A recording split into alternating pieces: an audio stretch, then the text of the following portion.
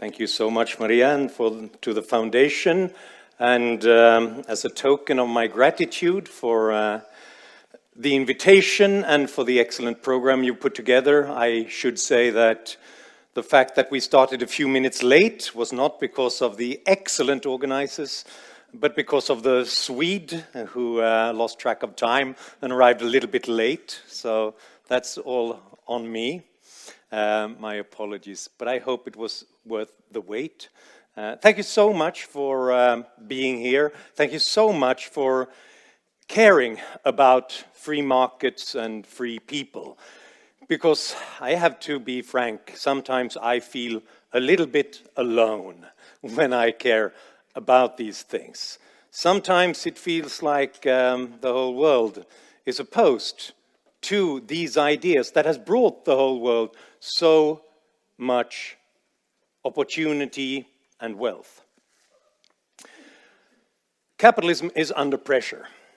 It is now seen as a scourge of mankind in lots of ways. Did you happen to see the latest Indiana Jones movie? Indiana Jones and the Dial of Destiny? Well, it's a pretty good movie. I liked it, but not for its social commentary.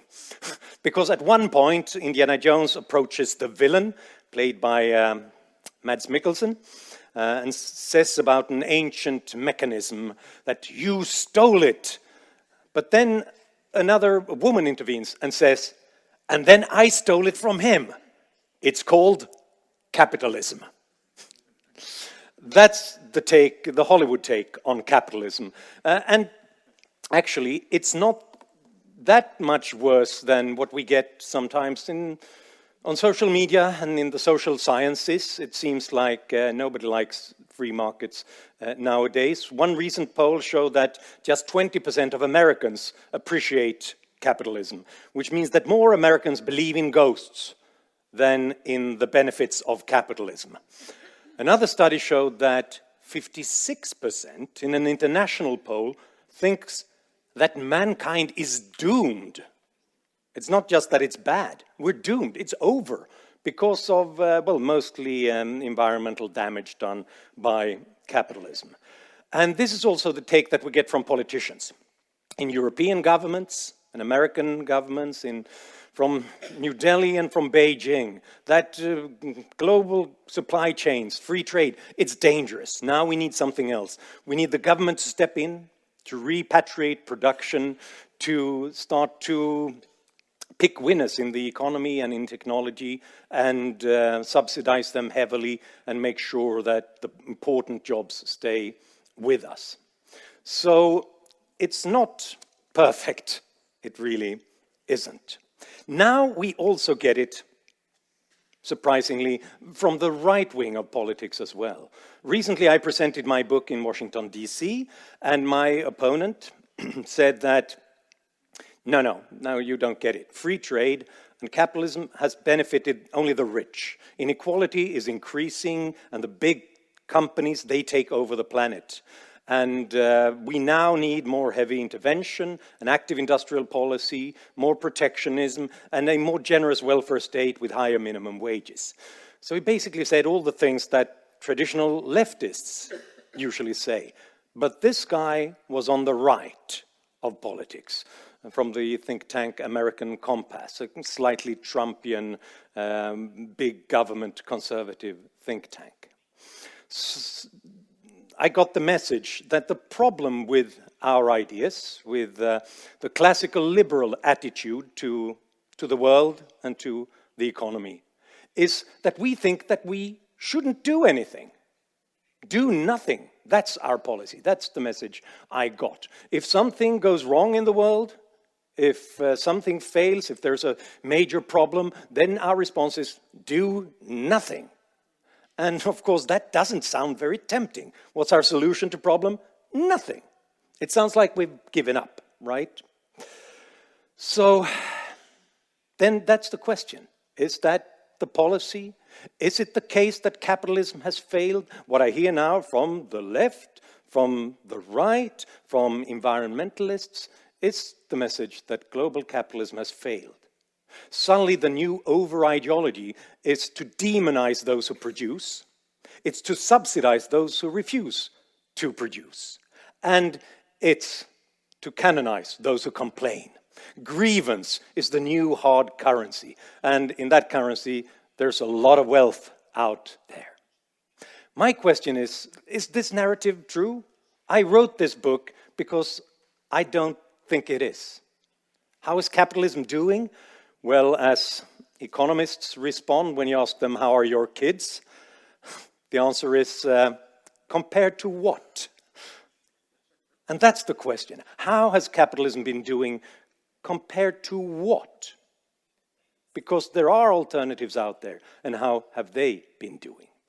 We'll look into that. But first, let me say that I can understand the hostility, the fear of openness, of global capitalism, because it seems like the world is becoming more dangerous. It seems like we've gone through hard times. If you look at the past 20 years, it's been 20 years of horrors and of disasters, for real.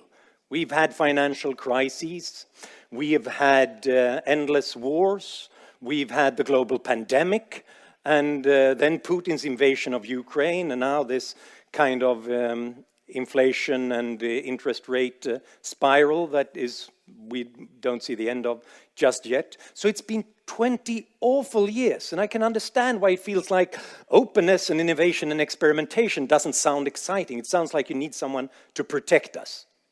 Some strong man, some big government that points with the whole hand and tells us what to do. But the interesting thing is that these 20 awful years have also been the best 20 years in mankind's history. Despite all these very real horrors. When you look at objective indicators of human living standards, we can see that they've never improved as much as they've done over these past 20 years. If we try to measure global wealth, the average level of global income by looking at GDP per capita, then around a third, almost a third, of all the wealth that mankind has ever attained throughout history was created over these past 20 years. Extreme poverty declined by 130,000 people every day for 20 years. Child mortality declined by almost half, which means that last year 4 million fewer children died than in 2002. And global chronic undernourishment declined by around a third. So it seems like we are doing something right, despite all the disasters and horrors that we are experiencing. And it seems strange, right? This is not what we would have expected. Had someone told us 20 years ago that we would get endless wars, geopolitical strife, global financial crisis, and a pandemic that killed in the millions and shut down the world, I think that most of us would have expected that we now lived in a post-apocalyptic scenario, that we would be in Mad Max and the Last of Us territory, right? But somehow we muddled through. It's strange, it's weird. There wasn't a plan for this. No one told us what to do and how to act. It reminds me of a story I recently heard about Mario Puzo, the famous writer of the Godfather novels, and who also adapted them for the big screen. And he was quite successful. The movies were very successful, and he won an Academy Award for his scripts for the movies.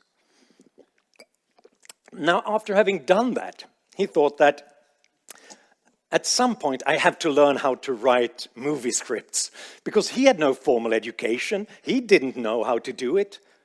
So he bought a book on how to write for the movies. And in the first chapter, it said, the first thing you need to know before starting to write for movies is to watch the Godfather movies, because that's how you do it. So he didn't have a plan. He didn't have somebody tell him how to do this all. But by putting one foot in front of another and improvising and adapting to the challenges as they appeared.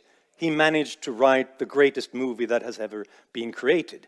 And in a way, it seems like that's what we do too. That's what humanity does all the time. We didn't have a plan for these past 20 years, and that's precisely why it worked. Because it allowed millions of people to adapt to the new challenges, to look at the world from their local perspective and use their individual creativity to come up with the best solutions to how to solve all these problems. There wasn't a plan, there were millions of plans. And that's what saved us and made these disasters much less disastrous than they could have been. Just look at the pandemic. When it started and the world shut down, I, for one, started to hoard canned food and toilet paper because I think if the world is shutting down, I need to get some access to food in the future for me and my family. And pretty soon, I was embarrassed by this action because all the goods were back on the shelves in no time. What happened? What happened was that thousands of businesses and farmers and traders, they saw what was going on. They noticed the price signals that told them of desperate shortages in certain places and new opportunities in other places.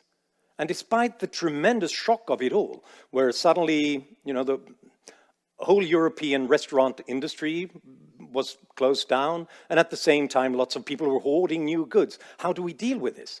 Well, the experts started working on it. And the real experts are the ones out in the agricultural fields, in offices, in factories, who started to use their local knowledge and to think, if we're suddenly out of these resources, these inputs that we need for production, can we somehow tweak manufacturing to produce it in another way? If suddenly most of the workforce is gone, what can we do with the people who actually show up? And if we're suddenly in a situation where governments block borders, can we somehow reroute supplies and make sure that it works out? The amazing thing is that businesses rebuilt supply chains in real time. It's as Henry David Thoreau, the great transcendentalist writer and poet, put it 150 years ago, it seems like trade and commerce are made of rubber because they constantly bounce on top of all the obstacles put in their way. It was an amazing achievement, and we never even spent a minute to think about it because it just worked the way it does when entrepreneurs spend all their days and nights to rebuild supply chains. And then Vladimir Putin invaded Ukraine, and they had to do it all over again. Because at the start of the war, when one of the biggest exporters of food invaded one of the other biggest exporters of food, lots of people expected that now we'll see this surge in food prices and we'll see famines all over, and we'll run out of energy sources because of Russia's control of natural gas. But in just a few months, food prices were back to a lower level than before the invasion. Natural gas prices were down 80% in a few months because farmers and energy companies and exporters of liquefied natural gas instantly responded to the price signals and saw the new opportunities and started to produce and change their trade patterns to combat the shortages. And soon we were back on track again. Another amazing feat that we never read about, that we never heard about on the news, because that's just the way the world works when we give a certain degree of freedom to all those hard-working entrepreneurs, businesses, workers out there who are improvising and innovating ourselves out of almost every crisis. So I think that what we've seen over the past 20 years is the success of capitalism. It's the success story of free markets, whereby they haven't just dealt with the crises that have appeared, but also actually improved the world during this period. Because all these data about how the world is improving when it comes to poverty and health have been led by countries that have integrated the most into global free markets. So my point is that liberalism, capitalism, is not about doing nothing when a problem appears. It is to say, let all the experts look at these problems and try to come up with their solutions. It's to stop one ruler, one government from imposing certain systems and obligations and bans that stops the millions of people from experimenting in their own way. Because we know that especially in difficult times when the world is unpredictable and we don't know what will happen next, that's the moment when we need as much knowledge as possible, as much creativity as possible. And that's really what's unleashed when we allow people to experiment with their business models, with their trade patterns, with their work, and with their innovations. When they move to the parts of the economy where they can think that they can do the most for everybody else. So this temptation to have somebody stepping in to save us, the strong man, the big government who has a quick fix to solve all these things, is just a way of replacing the wisdom of the millions of people and their constant experimentation and constant discovery process of learning more about what works and what doesn't work. It's a way of replacing that with just the preferences and the attitudes of a few people at the top. And that's why it's so dangerous with centralization, with authoritarianism, with socialism, because it's a way of rejecting knowledge. It's a way of losing creativity and instead just put someone in charge and deal with it. And that's why it always fails. These ideas that we hear about from so many sides now, about new government intervention, is not something new and exciting. It has been tried before. It has a long and very dismal track record. Price controls constantly led to shortages. Tariff barriers led to the destruction of jobs and productivity. And active industrial policy, whereby politicians suddenly step in and second guess the decisions of markets and millions with their money, resulted in failure after failure. Those who now talk about why we should start to subsidize certain winners, they point to the few examples we've got of success stories. And obviously, if you step in everywhere and subsidize almost everything, something is bound to succeed. But those who do the research and looking at all these attempts can see that on every success, there is 100 failures. And failures are okay. We always fail. That's how markets progress and discover something new. But the problem when the government steps in and starts to pick winners and subsidize winners is that it short circuits the whole discovery process, because they stop the decisive actions of markets, of consumers, of the trade testing that goes on with every experiment, that tells you when something is bad and has to be stopped so that we channel capital and labor into what succeeds. It stops this by subsidizing a particular idea and stopping it from failing.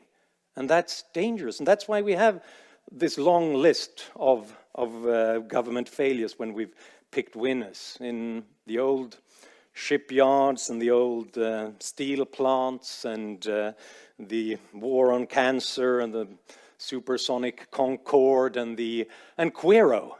Do you remember Quero? Of course, somebody does, but almost no one does, because it was over almost before it began. Quero was the Franco-German attempt to build a European Google.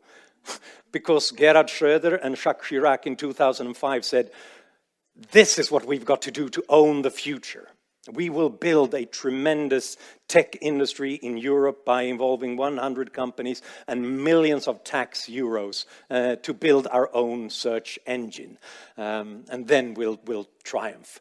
And the French and German engineers couldn't even come to agreement on what they were searching for. Whether it's text, it's a picture, I don't know. They got angry and they got more money and they split up and they hate each other nowadays. That's often what happens. And that's okay if you're risking your own money. That's the key. And that's the thing that makes you a little bit cautious about what should happen next, what to invest in eventually. So we have this long list of failures every time we try these ideas. I don't think it's more than 10 years since Pablo Iglesias of Podemos fame said that Europe should learn from Venezuela and Hugo Chávez's policies, because that's the future. You can see he leads his country and he has a plan for it all and he will redistribute everything equally. Well, now we know that it was probably the biggest peacetime economic disaster in modern history. Per capita GDP collapsed by some 70% and almost 7 million people fled this experiment. Because every time you have a guy in charge who has all the solutions to problems, it means that they stop everybody else from looking for new solutions, and that's why it's so incredibly dangerous. It is not a new and exciting idea. It's been tried before, a long time before, and it always ends up in the same place. It's precisely like the story, if you read that, about a poor Brazilian prisoner who he dug a tunnel below his cell for 5 years to escape prison, and only to end up in the guard room. So after 5 years, he ended up there, thought he was free, but he was in the room with all the guards. That's what they do when they try to implement these same policies over and over again. We will always end up, even if it's a great 5-year plan, we will always end up in the guard room. That's how it works. And that's why it's so dangerous. That's why we have to argue against it. What I think that most people who want quick centralized fixes miss is that innovation is difficult. Wealth creation is difficult. It's as if they think that businesses, they just know how to print money. It seems so easy to them. Yeah, it seems easy to those who have succeeded with their business models, right? They never notice all those who failed and all the work it took to get there. But it seems easy, so why don't we push that button and create even more wealth? Let's just subsidize them and then perhaps something happens. That's not how it works. With every great business model that I've ever researched, every great innovation that I've looked at, it wasn't created in an easy way. It didn't come from just a stroke of genius or from a committee. It came from thousands of experiments and trial and error, and then lots of pushback from consumers and from funders, and then adaptation, new improvisation, new experiments, and then eventually through incremental progress, they end up with something that actually works, which is probably something else than they had planned for in the beginning. Most great business models started out as something completely different. So it's difficult, it's hard work, and it takes all these institutions, because innovation and the economy is a discovery process. It's not a button to push. It's a journey of discovery. And it's a difficult one, and lots of people fail.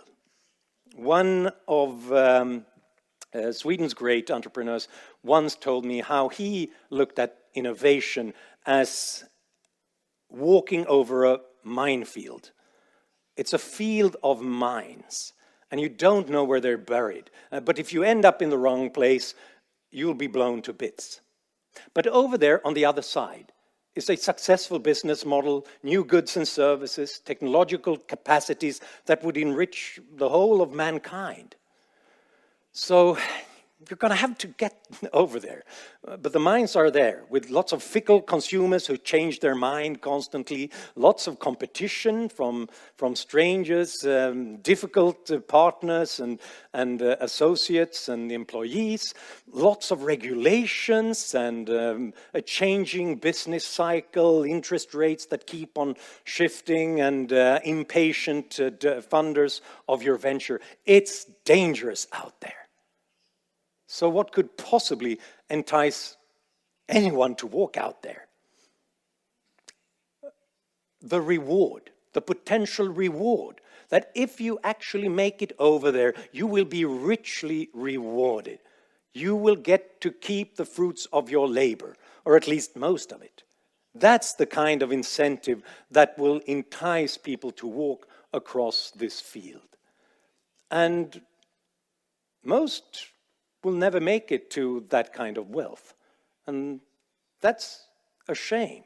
But the important thing for mankind is that some do and find a safe path between the minds so that we end up over there on the other side, and then we can move on to the next minefield and try to come up with even more knowledge, capacity, goods and services that will enrich us all. That's how mankind continues to progress. This is what businesses does. This is what capitalists do. This is what innovators do all the time. They work constantly for others. They have to risk everything. And they have to pay the workers whether or not their business model will function. They pay the suppliers of inputs and natural resources. They have to pay their bank loans and the interest rate, and they have to come up with goods and services that someone is so interested in that they are willing to hand over lots of money to them. If they manage to make all these groups happy, and that's a big if, only then will they get anything for themselves, anything in return, something left. That's what profits are. Profits, it's often said, is something that's taken from other people. It's taken out of the organization, or it's taken from consumers or for workers. And that's nonsense. Profits, that's the little tiny piece that the businessman gets to keep of the value he creates for everybody else. And how big a share is that? Not big at all.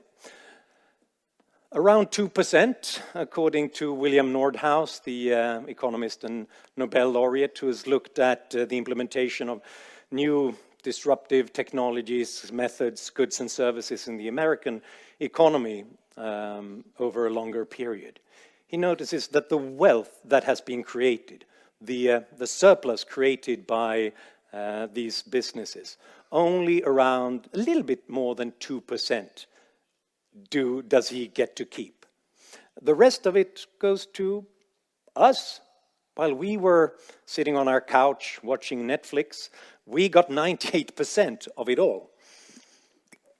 Because it ends up with better goods and services, new capacities, new knowledge, and increased purchasing power, because prices decline as this happens. And they get 2%, if they're successful. And of course, 2% of billions and billions of euros, that's quite a lot. And that's why we can look at some super rich and say, how could they ever afford this much money? But they can afford. They can deserve that much if they've created that much value for others and then get to keep something themselves. Because this is really what's important to us, to me, to you, I think, when it comes to the economy. It's not, we hear a lot of talk about economic relationships, about inequality. The fact that Elon Musk and Bill Gates and Jeff Bezos, they're 10 million times richer than a normal, regular, middle-class person. And it seems like an injustice has been done and that the world is deteriorating. But if you're thinking about what's important, I don't think it is how many zeros someone has after the first digit in the bank account. It's what you can do with money. It's what you buy. It's the kind of lifestyle, the kind of necessities, comforts and goods that you can afford. And it's not really about euros and cents. And I sometimes think of that when I study history and family history. You know, this thought experiment. What if one of your ancestors from 200 years ago could find a time machine and come to our time, our day and age? So your grandpa's, grandmother's, grandfather's, grandmother comes back to see our world. And not just any place of that world, but into the home of one of these super rich people. Let's say she ends up in Bill Gates's house and looks at this incredible wealth. What would she say? What would she be most surprised by? What would she be most astonished by? I think, but please think about this yourself and add ideas if you come up with something else. But I think it would be things like the fact that Bill Gates, when he pushes a button, it's suddenly bright indoors, so that his kids or grandkids can do homework even late at night, and has access to warmth when it's too cold, or can cool it down with an air conditioner if it's too warm. The fact that he has an almost endless supply of clean drinking water coming out of a tap, and even warm water if he needs it for a shower. The fact that it seems like he's alive, even though he's now quite aged. He's got all his kids are alive, even though they're older than 50. Whereas in 200 years ago, some 50% of people didn't make it to adulthood. The fact that he has most of his teeth left. The fact that he can take a pill to make pain go away and even replace body parts if they deteriorate. The fact that, and of course we can go on and on, but this must be magic most of all. You know, this slight little box, which Bill Gates can use to talk to people in real time, even if they're on the other side of the planet. He can see what goes on over there in real time as it happens. And he can even, if he finds something interesting, he can hold it up and get a perfect rendition, a perfect picture to keep forever of what he has just seen. And he can walk into a slightly bigger box made of metal with 4 wheels, and he can sort of drive faster than a horse could run. And if he gets into a tubular metal thing with wings, he can even fly to another continent and see other places. And all of these things must seem like magic to our grandmother's grandfather's grandmother, father's grandmother, right? But the most and it is, because it's extraordinary. But the most extraordinary thing is that these things are things that we have in common with Bill Gates and with Elon Musk and with Jeff Bezos, the things that are of most importance. Then there are other things that separates us, but I don't think that she would pay as much attention to that. Bill Gates drinks much more expensive wine, I'm sure, than I do. His metal tube is his own, so he doesn't have to wait in line at the airport. I have to do that.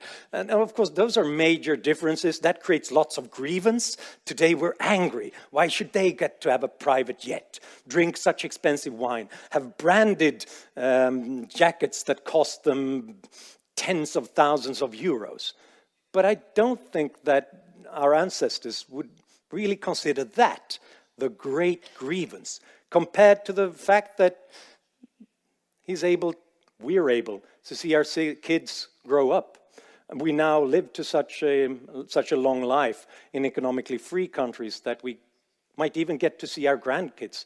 And the fact that we have water.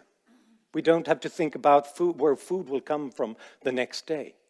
In all these cases, all these things that really makes life better and more comfortable, all of these things, I would dare to say, are more equally distributed than at any point in human history. So we don't live in an unequal age. We live in the most equal age ever, no matter how many billions they then have in a bank account or on the stock market, because that's not really what matters to us, and it's not what would have mattered to our ancestors. And why is it that life is so equal today compared to other ages? Well, the simple answer is, it's because of those capitalists.